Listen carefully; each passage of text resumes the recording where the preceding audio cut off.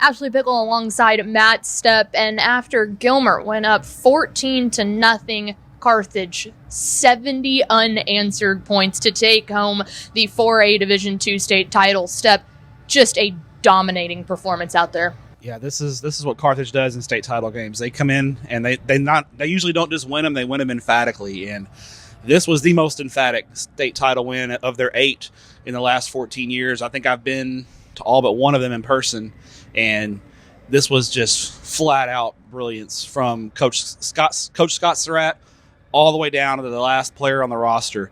Just a complete domination of Gilmer. Gilmer came out, had some tricks up their sleeve, made some plays early, went up 14-0. And I think it just made Carthage mad. And the machine got online and got rolling at full speed ahead, and it was an unstoppable force. I mean, you see 35 points in the second quarter, 21 in the third. I mean, the game was over. The game was basically over at halftime. Right. The second half was just academic, and it was just more just a little bit of padding the stats, and those kind of, great curtain call for the Carthage seniors. And just, what more can you say about this Carthage program?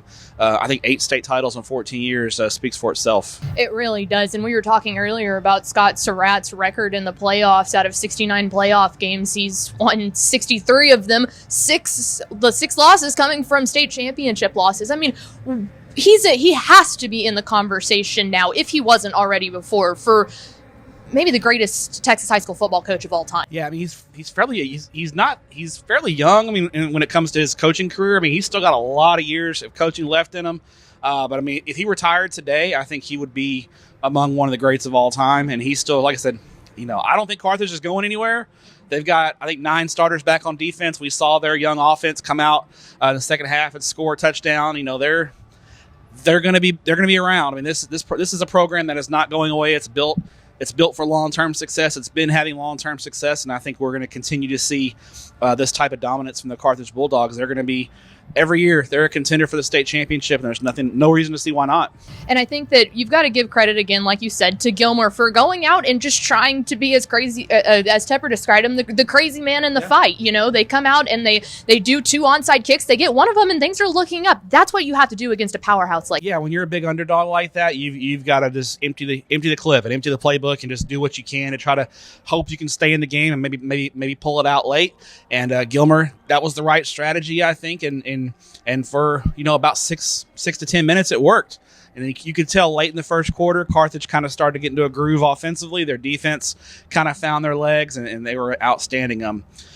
There's so many names to look at from Carthage's performance today. I think it starts offensively with Mason Courtney running the ball behind that great offensive line. Kai Horton was great leading the offense defensively. Super impressed with Kip Lewis, the linebacker, the junior linebacker. He's going to earn himself some Division I offers this weekend, more than likely.